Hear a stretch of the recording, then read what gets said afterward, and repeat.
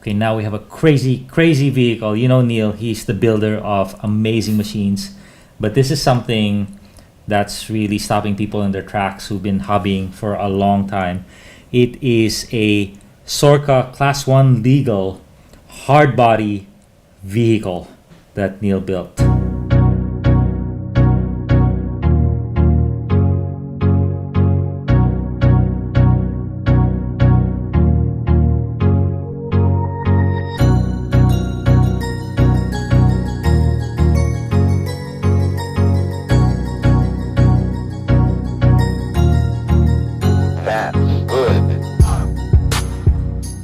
So Neil, tell us about it.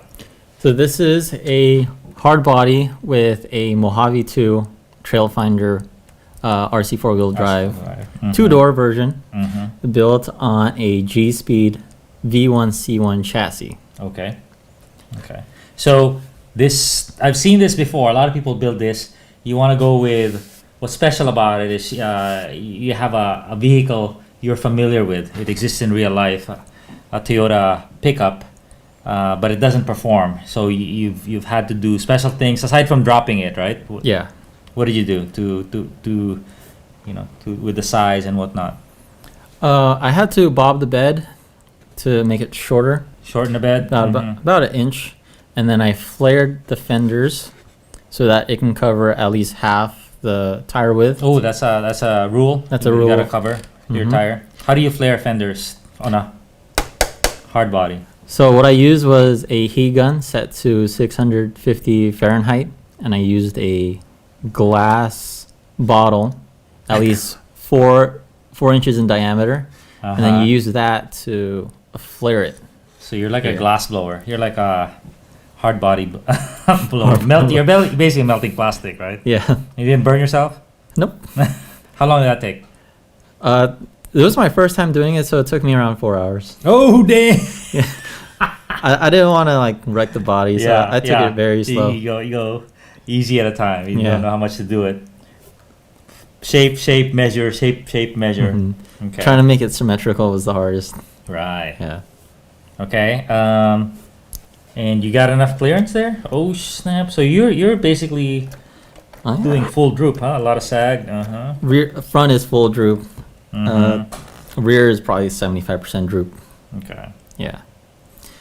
Okay, let's move on to your bumpers, your wheels, and stuff we're seeing on the outside here. My bumpers, front and rear, and headache rack were made by Donnie from Bent Metal, local guy. He just made it custom for your application? Yeah, this is all custom. So took it to the shop and he did his magic. Wheels are TGH wheels. I like these wheels because they swallow the portals. The knuckles in the front. Fully encased, huh? Oh, this is a portal vehicle, huh? This is a portal. Yes. Wow. Oh, by the way, if you hang on to the end, we have an Easter egg in this vehicle. So. And then axles are the Vanquish SCX 10.3 axles. So why don't we show some of that beauty? And you went with aluminum axles? Aluminum axles, yeah, the clear version from Vanquish.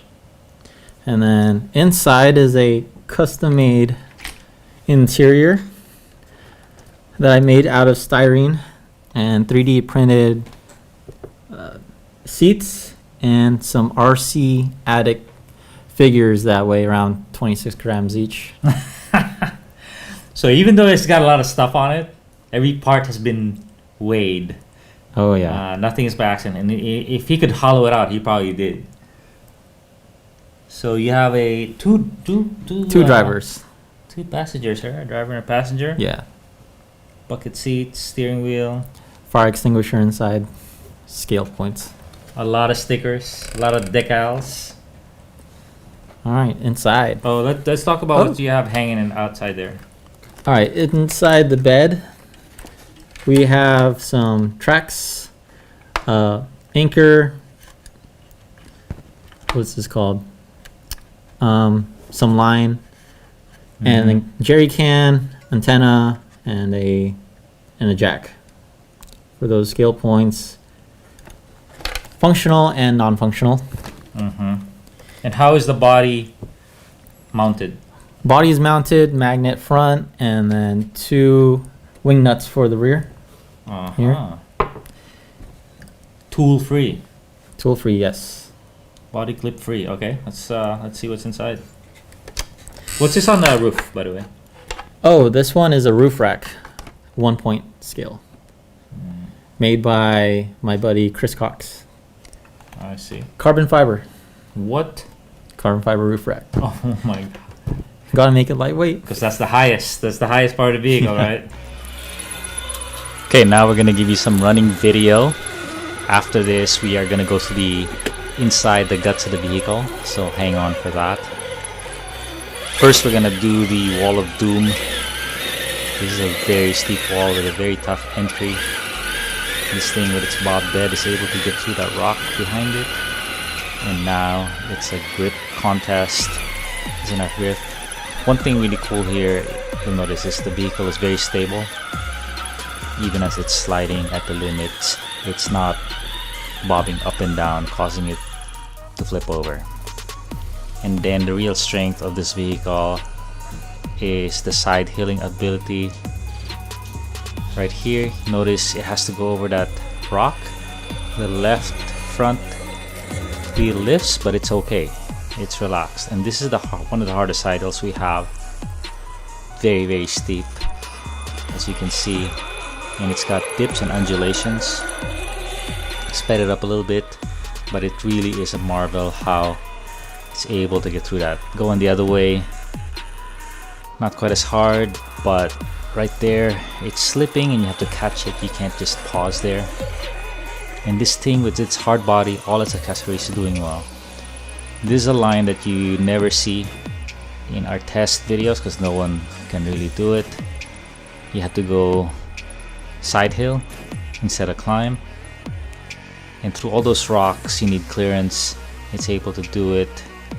And right here you do a crazy maneuver, which is you transition from a side hill to a crab walk.